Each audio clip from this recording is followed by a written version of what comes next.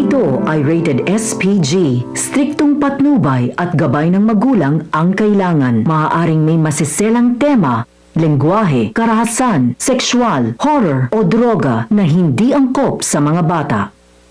Marami nang nakakaalam na nasa paligid si Carlos ng simbahan. Nakahanda na sila. Nakatawag na ng pulis si Giselle. Papunta na rin si Dr. Kim sa simbahan dahil alam na niyang andon si Carlos para manggulo at mapigilan ng kasal. Mabubuking rin ni Zoe ang plano ni Carlos sa pagsunog sa simbahan. Abangan natin sa abot kamay na pangarap. Inamin na nga ni Zoe na nakatakas si Carlos sa facility.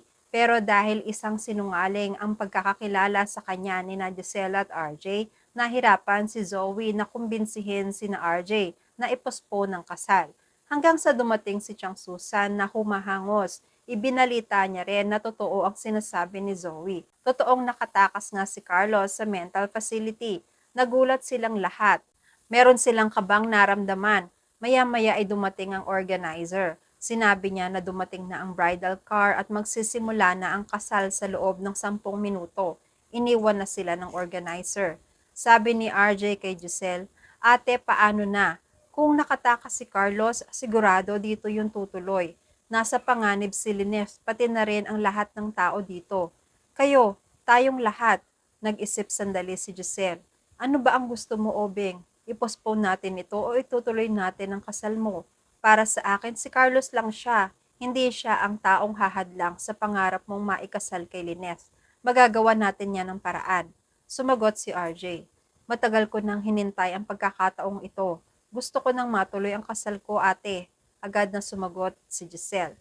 "Sige, ako na ang bahala. Magpapatawag ako ng mga pulis para maproteksyonan ang lahat ng mga tao rito. Kailangan nating maging handa tayo. Kailangan mahuli si Carlos bago pa magsimula ang kasal. Ayusin mo na ang sarili mo. May awa ang Diyos, Obeng. Matatapos din ang lahat ng ito." Nagsalita rin si Josa. "Tara na po, maghanda na po tayo." Naiwan si Giselle. Tumawag na siya sa mga pulis na kilala niya. "Magmadali kayo, may isang wanted ang gustong manggulo sa kasalan. Kailangan mapigilan si Doc Carlos Benitez. Hindi pwedeng dahil lang sa kanya ay hindi matutuloy ang kasal ng kapatid ko." Sumagot ang pulis sa kabilang linya ng telepono. "Makakaasa po kayo, Ma'am Giselle. Ihahanda ko na ang tauhan ko para sa pagpunta dyan. Huhulihin namin si Doc Carlos Benitez." Ibinabana ni Giselle ang tawag. Nagpunta na rin siya kung saan si RJ. Nagmamasid ng mga kaganapan sa paligid. Lumabas na nga ang mga bisita, lalo na sina Josa at Chang Susan, kasama si Doktora Caitlin, para abangan si Linef. Nakita na nga nila ang bridal car na sinasabi ng organizer. Sabi ni Josa, "Ayan na ang bridal car ni Linef. Excited na ako, Chang." Masaya rin si Chang Susan. Maya-maya ay huminto na ang kotse sa harapan nila. Dahan-dahan bumukas ang pinto. Abot-abot ang saya nila hanggang bumaba na nga ang sakay ng kotse. Isang babae na nakasuot ng bridal gown nang bumaba sa kotse. "Hello there, I'm here." Si Morgana pala ito. Nagulat sila at nagalit nung makita nilang si Morgana ang bumaba sa bridal car. Sabi ni Josa, "Morgana, bakit ikaw ang nakasakay sa bridal car ni Linef?" Nagalit rin si Chang Susan. "Saan si Linef? Anong ginawa mo kay Linef?" Natatawa si Morgana. "Kalma lang kayo. Hindi ko alam kung nasaan si Linef. Wala pa ba siya? Baka kailangan na niya ng proxy. I'm willing na maging proxy niya." Nagsalita si Chang Susan.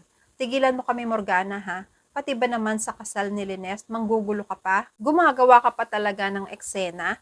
Bakit mo ba ginamit ang sasakyan ni Linef? Paano siya makakarating dito kung wala ang bridal car na maghahatid sa kanya dito?" Sumagot si Morgana. "Relax lang kayo. Sarili ko tong bridal car na to. Ako mismo ang nag-rent nito. Malay ko ba kung late pala si Linef? Gusto ko lang naman ng grand entrance sa kasal ni RJ." Maya-maya ay lumabas si RJ. Nakita niya si Morgana. Nagalit siya. "Morgana, anong ginagawa mo dito?" Nakita rin siya ni Zoe. "Tita, bakit ganyan ang suot mo?" Humingi ng sorry si Zoe kay RJ. "Sorry dad, ako ang nagsama sa kanya dito. Naaawa kasi ako na mag-isa lang siya sa bahay kaya inaya ko na siya dito." Galit pa rin si RJ. Si Morgana ang kinausap niya. "Kung ganyan lang ang suot mo, Morgana, mabuti pang umuwi ka na at maiwan ka na lang mag-isa sa bahay kaysa gumawa ka pa dito ng eksena." Inawat ni Zoe si RJ. Ako na po ang bahala, Dad. Sige na po, pumasok na po kayo. Hinila ni Zoe si Morgana para kausapin ng solo. Pinapagalitan niya si Morgana ng pabulong lang. Ano ba yan, Mami? Bakit ka naman nagsuot ng ganyan? Nakakahiya, sumagot si Morgana. Kasi naman, Zoe, gusto ko lang naman maramdaman ang pakiramdam ng ikakasal ulit kay RJ. Ayokong umuwi, sumagot si Zoe.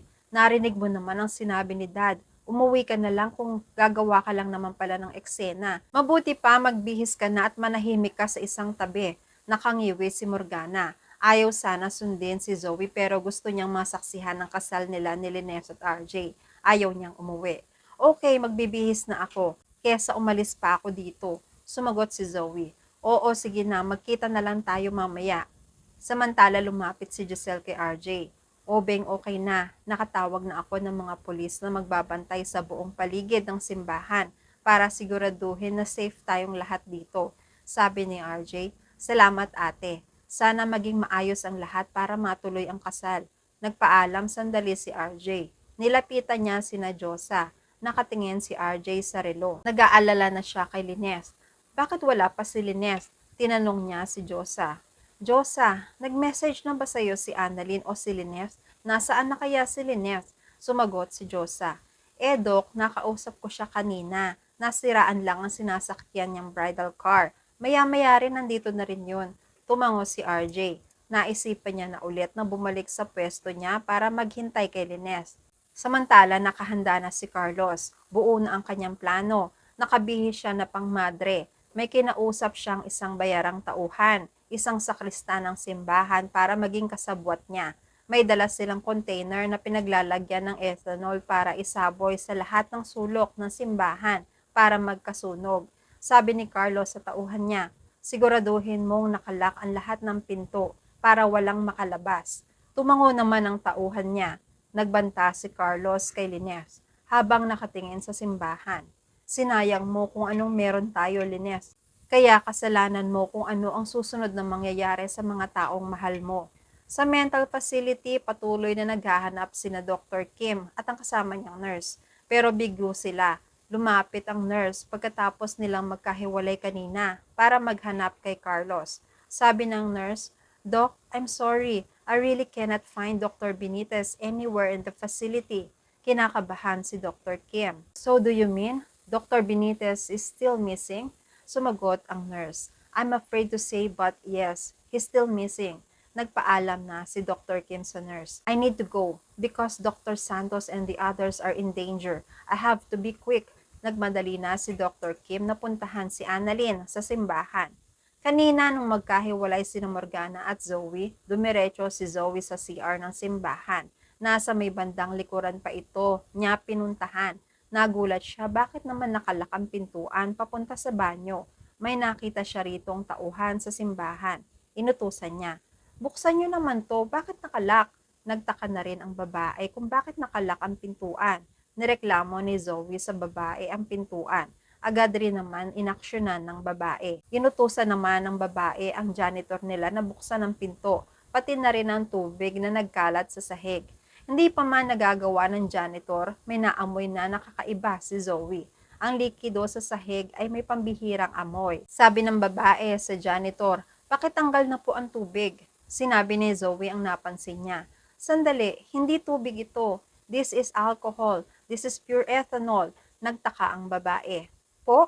Oo nga, may kakaibang amoy. Kung ethanol ito, delikado tong magkasunog. Inutusan ng babae ang janitor na linisin at ligpitin ang lahat ng mga likidong nagkalat sa sahig. Lahat ng makita niya saan mang sulok ng simbahan. Nanlaki ang mga mata ni Zoe. Napabulong siya sa sarili. Ito ba ang plano ni Doc Carlos? Ang sunugin ng simbahan? Kailangan mapigilan niya ito. At yan ang mga pakakaabangan natin sa abot kamay na pangarap. Please like this video and please subscribe to my channel. At makita-kita po muli tayo sa mga susunod pang episodes.